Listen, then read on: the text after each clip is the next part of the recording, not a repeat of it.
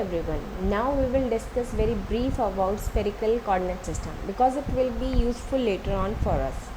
So let us go to spherical coordinate system now. Okay, unfortunately for spherical coordinate system we do not have two analogy that we could use in similar to Cartesian or cylindrical coordinate system. We had a two-dimensional analogy in those cases, and then we built up for 2 dimension to 3 dimension. Unfortunately we will not able to do that with spherical coordinate system. So let us just jump straight away ahead to 3-dimensional spherical coordinate system. So this is spherical coordinate system that I'm going to talk about. So assume that I have a sphere, okay, and for the sake of it I will define x, y and z coordinate system also, or I can say I will define Cartesian coordinate system here. The sphere has a certain radius which we will denote with r. Okay, this r, this is the radius of my sphere.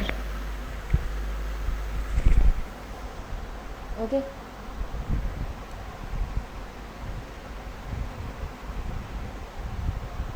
now I am looking at particular point P on the sphere at constant radius r.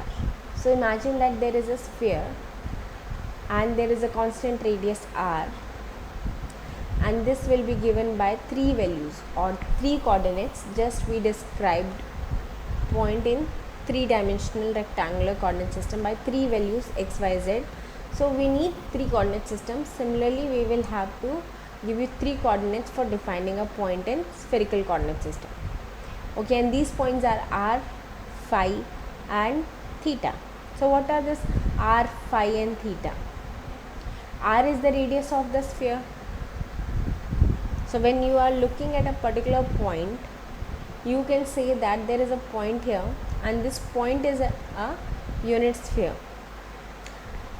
and where on the surface of sphere is my point P located will be given by the radial distance or the radius of sphere from the origin. Okay, so this origin is the same origin for both spherical as well as rectangular Cartesian coordinate system. For rectangular coordinate system you can imagine that there is y axis, there is z axis, there is x axis. Okay, so you can imagine that one. Now I have defined when I am located on the sphere, spherical or on the sphere or the surface, but I still need to give you 2 other point. I have to point the point P, right? So one point could actually be interesting. Suppose I have this z axis over here. Okay, this z axis, and this is the sphere. So you have P here, you have z axis which is pointing upward, and any point is located at somewhere over here. I will just redraw it. So I have x axis, I have some point over here. Now how do I define this point? Well, also I have to do is I can now consider a line drawn from the center of origin cutting through the point P, and then I measure the angle between z axis and this line.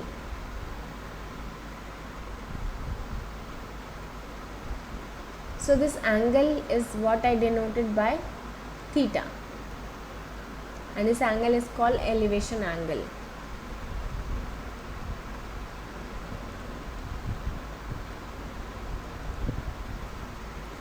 What are the limits on this elevation angle? It will be between 0 to 2 pi. Well, you can be located right on z axis. If you are located here, means that angle theta is 0. You could be on xy plane somewhere here. Okay, in that case angle is 90 degree between the line and that x-axis is 90 degree. You can be located at the bottom of earth, or you can say south pole. Okay, so you could be located at the bottom and the theta will be equals to 180 degree. It will be pi value. So do not make any difference whether I am at elevation of this point P or the opposite, I mean a different point which is at the same angle theta. Okay, so these both are given by same value of theta. So I have the angle made between two lines, which is x-axis and the opposite side, not below, this side. This will be same theta. Okay, so these both will have same value of theta. So the angle made between two lines, which is z-axis and the line that is passing through point P, and I call this angle measured from z-axis as theta. Am I done? Unfortunately no. I still need to give you one more coordinate, right? So I need to give you the value of phi. This angle phi. Now I will just first clear it. Now here is where it get little different. You need to drop a line, okay, on xy plane from that point P. So you need to drop a perpendicular from point P on xy plane and then join the origin to this line. So you can draw and drop this one. You are going to draw a line from origin to P dash, which is exactly above, or you now is situated by dropping a perpendicular from the point P on xy plane. Okay, now here the point P dash I know how to specify, right? So all I have to specify is to give you angle phi. Okay, so I have to give the angle phi. This calculation we have done in similar manner in cylindrical coordinate system also. Same theory, means we will just drop it on xy plane and measure the angle phi. Okay, how we can point or how we can specify the point in spherical coordinate system, or in short, what will be the components of this point P along y-axis, z-axis and x-axis. Okay, so we will just see that thing in this slide. Now what is the distance will be for the point P from the origin? What is the radius of that distance? You can imagine drawing a circle over here, okay, around that, and then what is the radius of that circle? It turns out that this radius will not be equals to r in case of x, z and y component. Okay, so similarly we will just see that. Suppose I am just dropping a perpendicular from this P point to x-axis. What would you find is that this length will be equals to, this length is equals to, if this is theta, this is r. So what will be the value of this perpendicular? This is hypotenuse, this is angle. So perpendicular upon hypotenuse is given by r sine theta by trigonometry. Okay, and this line will be equals to r cos theta. So this length will be equals to r cos theta, and in fact this is all give you the conversion formula. So if this length is r sine theta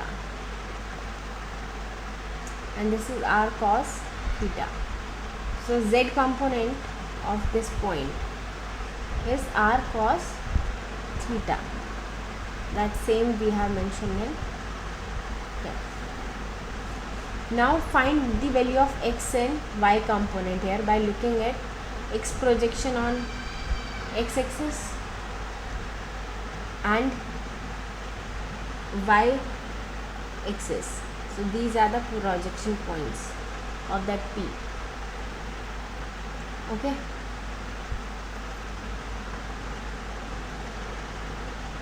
So length of this point. Now for x and y component, I am just dropping perpendicular from this point to xy plane. We have seen that. So this will be P dash. Okay.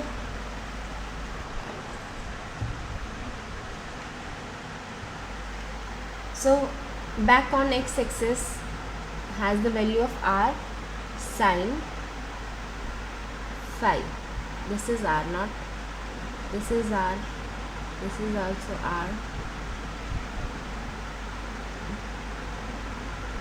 I am basically just defining. This is not r. I will just clear it once.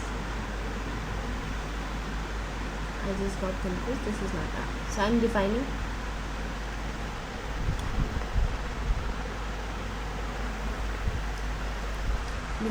this projection point as P dash.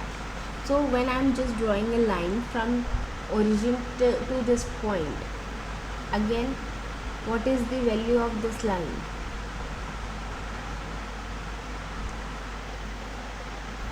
If that angle is theta, this angle will be again theta, and I am drawing a perpendicular, and this will be 90 degree. So this is theta, this is perpendicular value will be r sine theta. Okay. So this line length is r sine theta.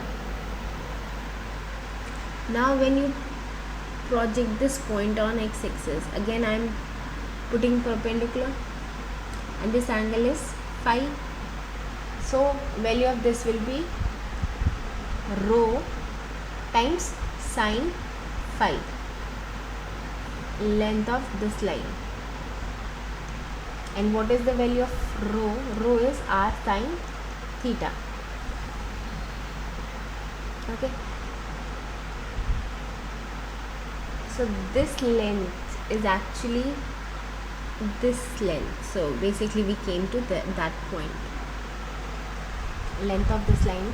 So we are at this point. So projection point of P on y axis is r sine theta sine phi.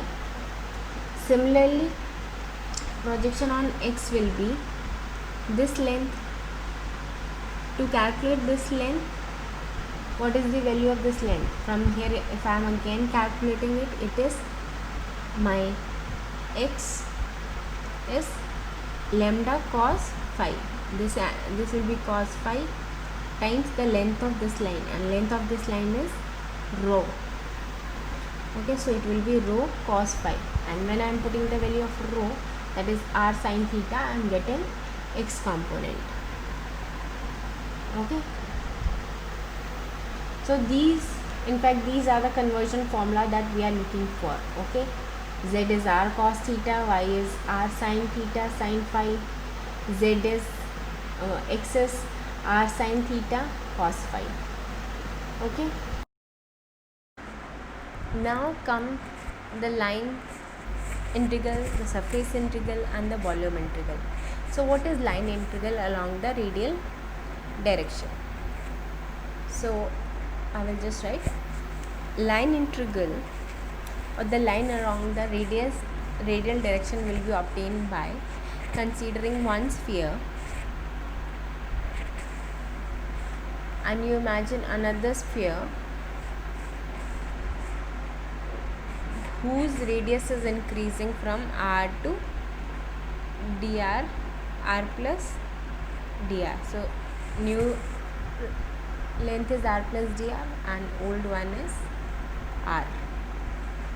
Okay, so radius is increasing from r to r plus dr. So the difference if you radial along will be equals to dr across along r direction.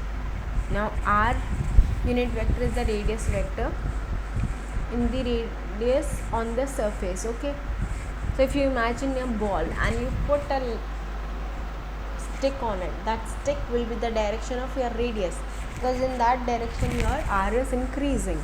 So this particular line in this diagram is your dr. Okay, now what will be the line segment along phi?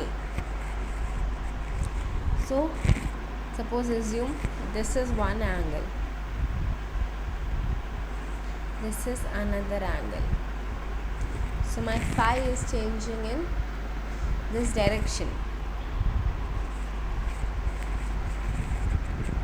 So the line segment from P to P dash, so what will be the value of this length?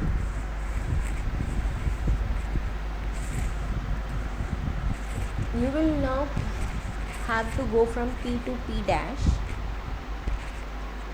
That would be measurement moment of r sin theta along the arc length of d phi, right?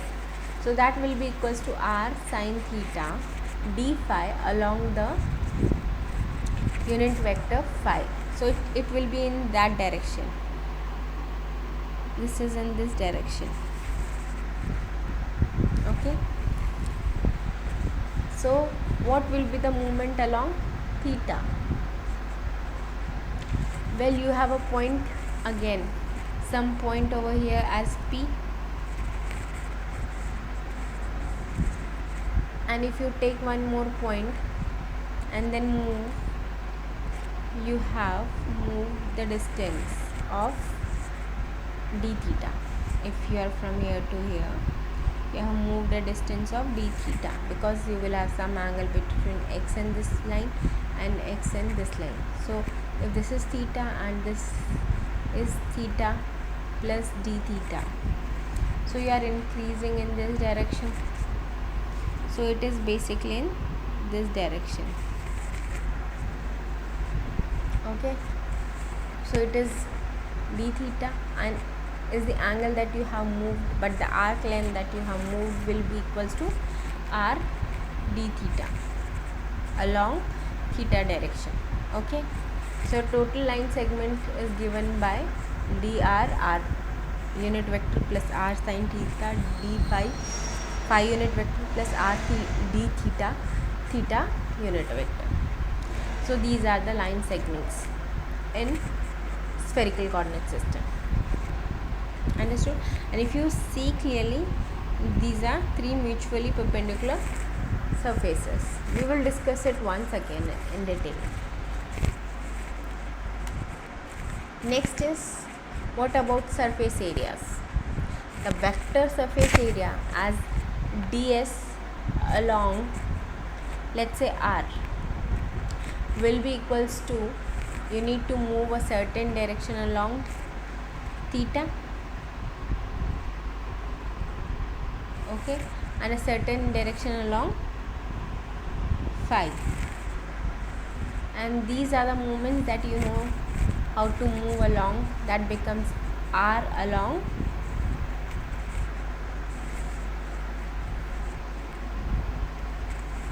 theta and phi.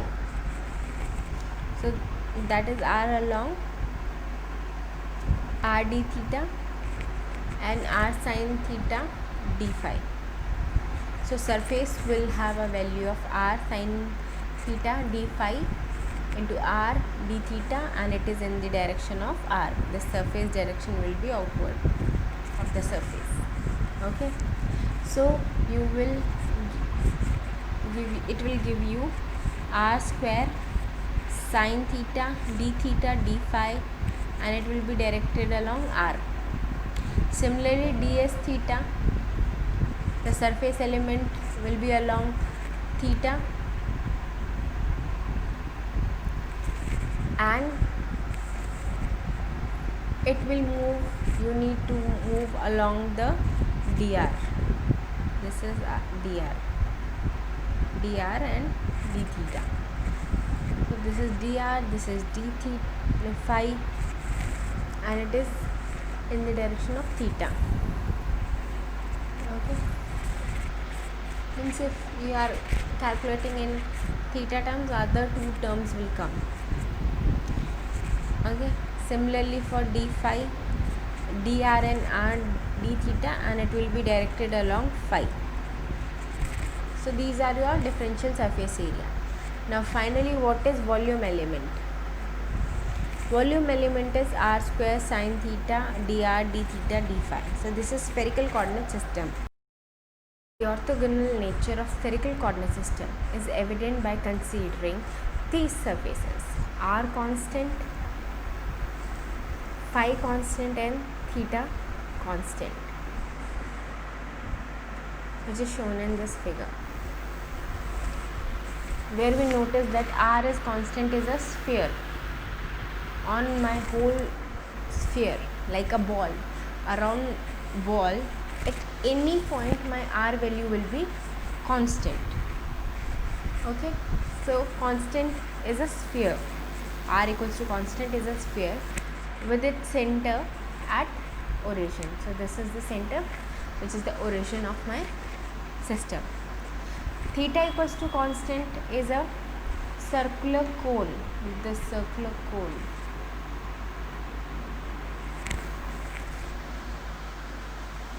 Okay, in the shape of cone, if you will consider, that surface is constant. Theta value will be constant, because even if you are taking it here point and then joining that line, the angle between z and that point is theta. At this point also, if you make same, will be my theta. So theta will be same on cone surface. If you consider at this point you are keeping a cone like structure, on that my theta will be same at this point, this point, this point, this point. Okay, so we have seen two surfaces. Third is my phi constant. Okay, phi constant is semi-infinite plane, as in cylindrical system. A line is formed by intersection of two surfaces, r constant and phi constant.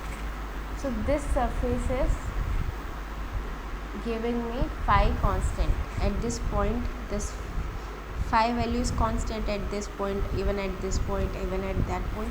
So any plane which is perpendicular to axis y, that will have constant phi value. Okay, so these are the three constant surfaces in spherical coordinate system.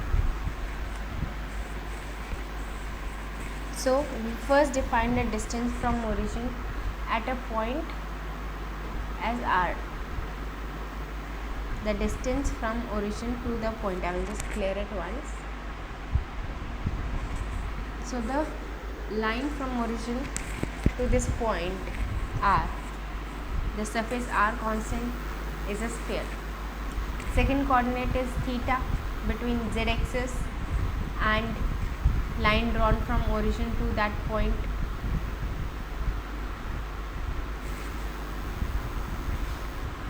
Surface theta equals to constant is a cone. All these points will have constant theta. And the two surfaces, cone and sphere, are everywhere perpendicular. If you will see this and this surface, if you will imagine, this is my tangent, this is normal to the sphere. Okay, it is increasing in that direction, you can consider like that. So both of them are perpendicular to each other at every point. Okay, The coordinate theta corresponds to latitude, except that latitude is measured from equator and theta is measured from north pole. Okay. The third coordinate phi is also an angle between x-axis and the projection of in z0 plane of the line drawn from the origin to the point. If that line I am drawing and I am taking its projection on xy, or we can say z equals to 0 plane, that angle between that line and x-axis is called phi.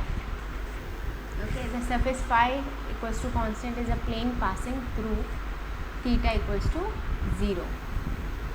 Okay, theta is equals to 0, or you can say x-axis.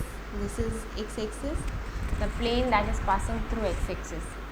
So we should again consider any point and intersection of three mutual perpendicular surfaces, a sphere, a cone and a plane, and each oriented in this manner. Okay, as described. So these are three constant coordinate surfaces in spherical coordinate system. Okay, now three vectors may be defined at any point. Each vector is perpendicular to one of the three mutually perpendicular surfaces and oriented in that direction in which coordinate increases. The unit vector AR is radially outward. As we know, its direction is increasing outward. As I told you, this is r plus d theta.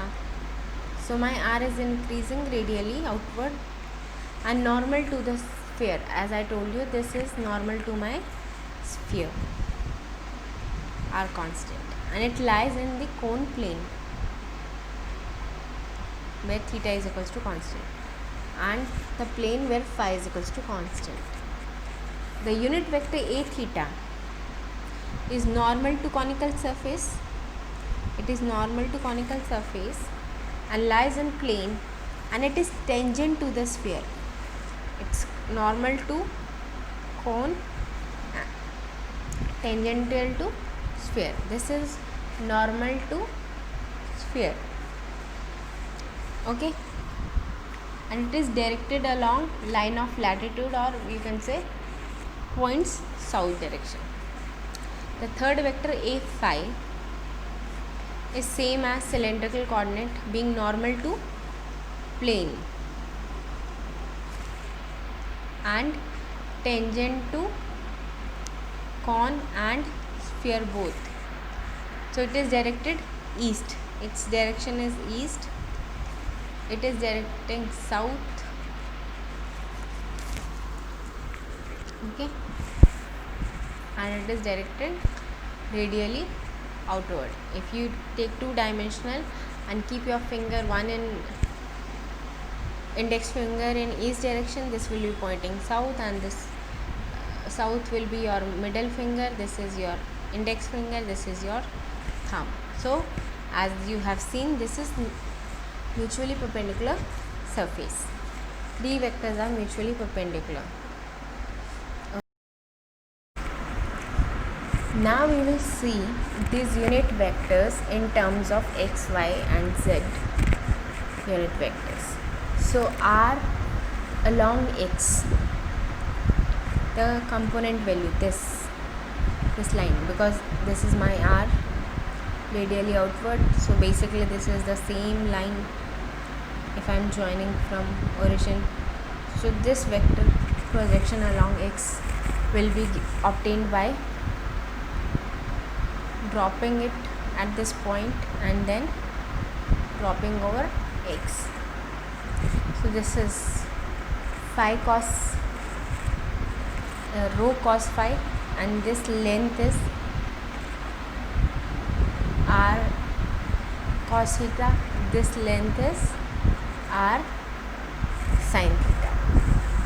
Okay, so when I am projecting it here, this length is r sin theta and this length is then again rho cos theta. So that is component along x of r.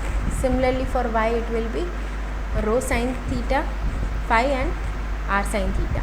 so that's y component. Along z, this line component will be, along z is this line, this component, and this line will be cos theta. Okay, similarly for theta, my theta component is in this direction. Okay, so it is 90 angle with r, it is pointing south direction. So to project it along my x-axis, how I can get it projection? I will take this line, distance is r cos theta, and then that distance is cos phi. So cos theta cos phi, similarly it will be cos theta sin phi, and along z axis it will be minus sin theta. Okay, similarly for phi we can do calculation. Phi is in this direction, so it is having no component on z axis because it's same on z axis opposite side. On y you can calculate and x you can calculate. It will be minus in x direction and cos phi in positive direction. So these are unit vector r, theta and phi. And if you will find each component across x, y and z, you can just do the dot product. Okay, so these are my three vectors of spherical coordinate system. These will give me the transformation formula when I want to transfer from r to, means spherical to Cartesian system. These are the formulas which are utilized over here. Now we will do transformation from spherical coordinate system, Cartesian coordinate system to spherical coordinate system. I will do in same manner as we have done for Cartesian to cylindrical coordinate system. Okay, again suppose I am having a vector r in x, y, z and their component in x, y, z directions. Similarly for spherical coordinate system, I am equating them and then I am finding its component along x direction.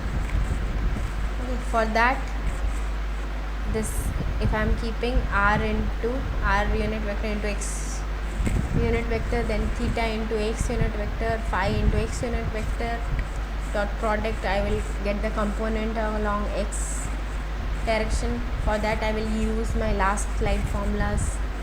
Okay,